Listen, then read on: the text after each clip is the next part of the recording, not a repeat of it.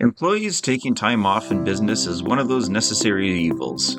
If you're an employee, it's necessary. If you're the employer, it's kind of evil because you're paying them to not be there. But happy employees are long-lasting employees and more productive employees, so there you have it. Hi, I'm Evan with PayrollConnected.com, and today we're going to be talking about the different kinds of time off that there is for employees, and more importantly, how you go about calling them within the company so that everybody is on the same page. Now, time off is really divided into 4 different categories. You have your statutory holidays, your vacation pay, your what I'll call generous time off, and then just straight up time off. We might as well start with the simplest one, just time off. These are days that the employee is just taking off. It could be that they're usually scheduled for those kind of days, so they just want to let you know they're unavailable, or they just want to make sure, for clarity's sake, that even if I need to be called in for an emergency shift, I'm not available these days. Off days, typically employees don't get paid for them, and they're just simply their regular day off. The next one we're going to talk about is what we're going to call vacation days off. Vacation pay, some people call it. This is also known as holiday pay. I usually recommend staying away from the term holiday pay because holiday pay is also in some vocations used as describing statutory holiday pay. So if one person is talking holiday pay as in a vacation day and another person's talking holiday pay as in a mandatory day off, then it can get confusing and you can end up with schedule mix-ups and all sorts of hassle. So when you're talking about somebody going away either on a vacation or a staycation, I recommend using the term vacation pay because there's no real crossover with the other categories and it just keeps things more clear. Before we get into anything further, I just want to tell you about PayrollConnected.com. If you're not really wanting to bother about all this terminology and making sure everything's clear, the clearest thing you can do is start your company on PayrollConnected.com. It's Canada's first and only fully automatic payroll processing software.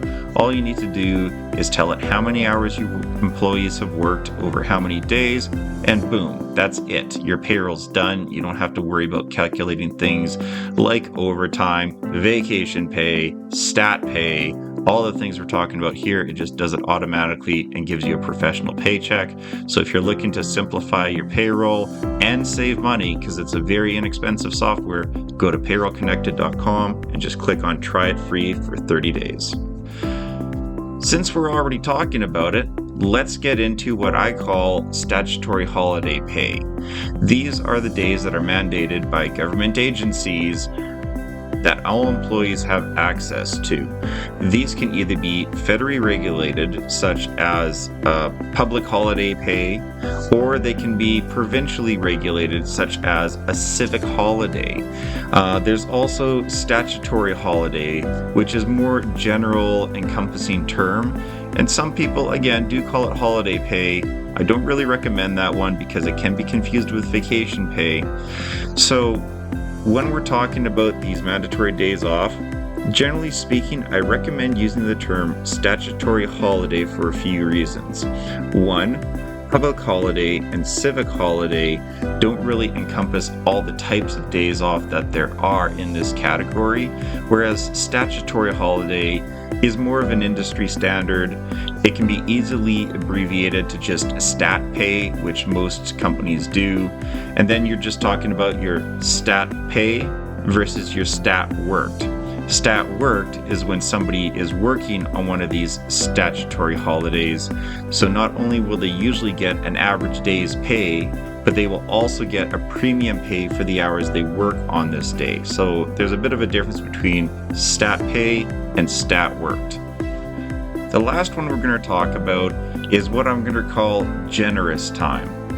This is time that is not usually regulated, but that a company will sometimes give to their employees as just sort of an incentive, just as a nicety. These are usually termed something like sick pay, paid time off, or earned days off. These kind of hours, as I said, are not regulated. Usually a person is taking time off at their regular hourly wage or regular salary pay. Sometimes they're earned throughout the year and then used. Sometimes at the anniversary date, they are given this amount of time that they can use throughout the year. Again, you can use these however you like. It's just a company policy. It's not regulated. The only little asterisk I'll put on this one is British Columbia has started in 2022 mandating that companies give at least 5 days of sick pay to their employees. The calculation's a little different for the BC sick days, the mandatory ones, in that they're calculated the same way that statutory holiday pay is being calculated, so it's an average day's pay. It's not necessarily just 8 hours at your regular wage. So there you have it. Those are 4 different kinds of time off that employees get, and the different ways that we recommend you terming them within your company, just for the maximum amount of clarity all across the board. I hope that you enjoy this video. Do the like thing, subscribe thing. You know how to do this stuff by now. And I look forward to going in depth and describing how to calculate these various things like vacation pay and stat pay for your unique provinces. So keep an eye out for those videos. Thanks for watching.